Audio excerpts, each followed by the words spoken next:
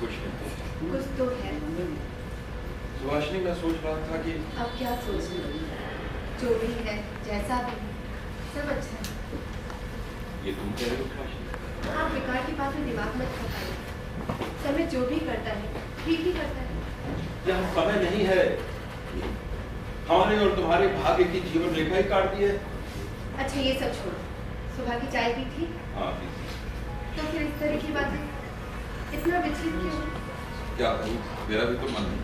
दोपहर हो गई, मैं तो अपना सारा काम निपटा कर आ गई, पर आज थोड़ी समय लगेगा काम समझने में। फूल सब्जी बच्चे धीरे धीरे संभाल ही लेंगे आप। वाह सुभाषिनी, वाह वाह। तो अभी भी तुम उन्हीं की ही बात करो। ये जो थोड़ा सा समय मिलता है ना आपस में बातचीत करने के लिए, वो भी तुम जाकर उन्हीं को दे दो। भाई इतना ही प्यार है उनसे, तो यहाँ तुम्हें आने नहीं देता। मैं यहाँ के लिए ठीक हूँ। आप तो बुरा ही मान गए, जानती हूँ। हमें और समय चाहिए होगा। हाँ बताओ। ऐसा करते हैं। हाँ ठीक। जब आपको घर के पीछे वाली जगह परिस्थितियों के नंगे बदन ने सामान्यता का छीना सा कपड़ा पहनना शुरू कर दिया था। अब हमारे बीच में थोड़ी बहुत परिवार को लेकर भी बातचीत होने लगी है।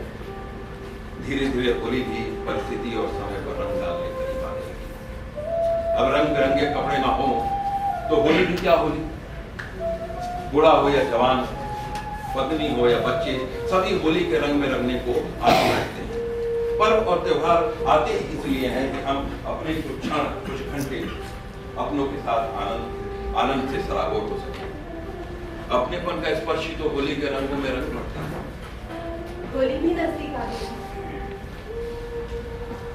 हाँ सुभाषिनी, वक्त कैसे फिसल जाता है कुछ पता ही नहीं चलता।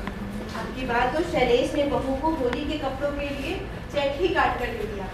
कहने लगा अपनी पसंद का जो चाहिए। ना समझ है, नाता है। भाई देखो, उपहार तभी अच्छे लगते हैं जब कोई अपनी पसंद से लाकर देता है। ये लोग क्या जाने कि उपहार क्या होता है। ये लोग तो उपहार को भी पैसों में ही तोलते हैं। मुझे तो हंसी आती है। देखो ना, मुझे भी तो तुम्हें एक साड़ी लाकर देनी है। देखता हूँ कितने तक में आ जाएगी। साड़ी मैं क्या करूँगी, बहुत है मेरे पास। आपको महीने के 2000 मिलते हैं जेब खर्च के लिए। आधी की तो दवाई ही आ जाती है, और फिर मेरी जरूरत का भी कोई ना कोई सामान तो लाते ही जाते हैं। और वैसे भी इस उम्र में नई साड़ी अच्छी नहीं लगती। और बहू के पास तो बहुत सी साड़ियाँ वैसी ही पड़ी, वो तो पहनती ही उसी से कुछ ले लो। आजकल बाजार से लौटने में आपको देर हो जाती है, थके से लगते हैं। सब्जी का थैला भारी हो जाता होगा, और पैसे भी नहीं बचते होंगे। अरे नहीं भाई, उसी बहाने थोड़ा टहल भी तो लेता हूँ ना मैं। कौन सा फूल लगाया है? एक दिन दोपहर में उधर ही बैठे देख भी लूंगा। अभी नहीं, अभी तो उसे तुम्हारे लिए सजा रहा हूँ।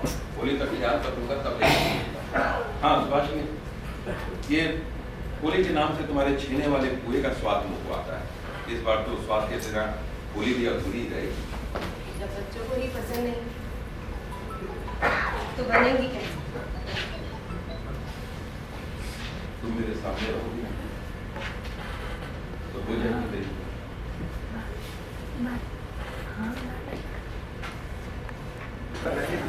पर्व कोई भी हो, हर पर्व के पीछे एक कहानी होती है। कहानियां गढ़ी नहीं जाती, बल्कि वो लोग की समृद्ध विरासत पर अपना आधार खोलते हैं।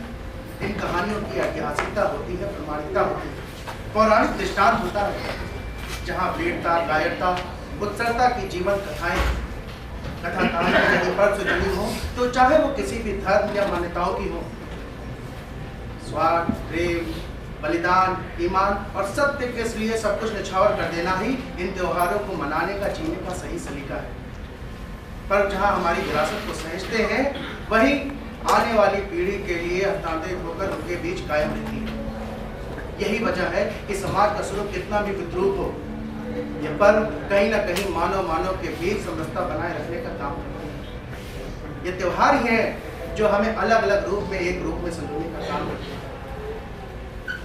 पर्व कोई भी हो, वो मानव के जीवन को आनंदित करता है, उसके अंतर मन को भले ही कुछ क्षण के लिए अपने में समाहित कर लेता है। होली भी एक ऐसा ही पर्व है जो रंगों से भरा पड़ा है। रंग हमारे जीवन का अभिन्न अंग है।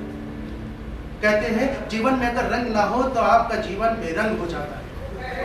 हर रंग का अपना महत्व होता है। जब सारे रंग एक में मिलकर इंद्रधनुष छटा बिखेरते हैं तो लगता है कि मानव का रोम रोम गुलाचे मार रहा हो। वो दिन भी आया जिसे हम होली का दिन कहते हैं। सब मिलकर रंग खेल रहे हैं। होली के त्योहार पर एक से एक स्वादिष्ट पकवान बनाए जाते हैं। सब लोग रंग खेल रहे थे। सुभाषिनी भी सादे कपड़े पहनकर जल्दी जल्दी खाना बना रही थी। उसे भी तो जाना था, बालकृष्ण बाबू के साथ होली खेली, मन की, रंगों की नहीं। इस बार सुभाषिनी ने वही छेने वाले पुए बनाए थे। बहू ने टोका, माँ जी ये तो हम लोग खाते नहीं है, ये आपने क्यों बना दिए? सुभाषिनी ने झिझकते हुए कहा, वो गलती से दूध में नींबू का रस गिर गया था, इसलिए पुए बना दिए। रंग खेलने वालों की टोली आएगी तो उन्हें दे दूंगी।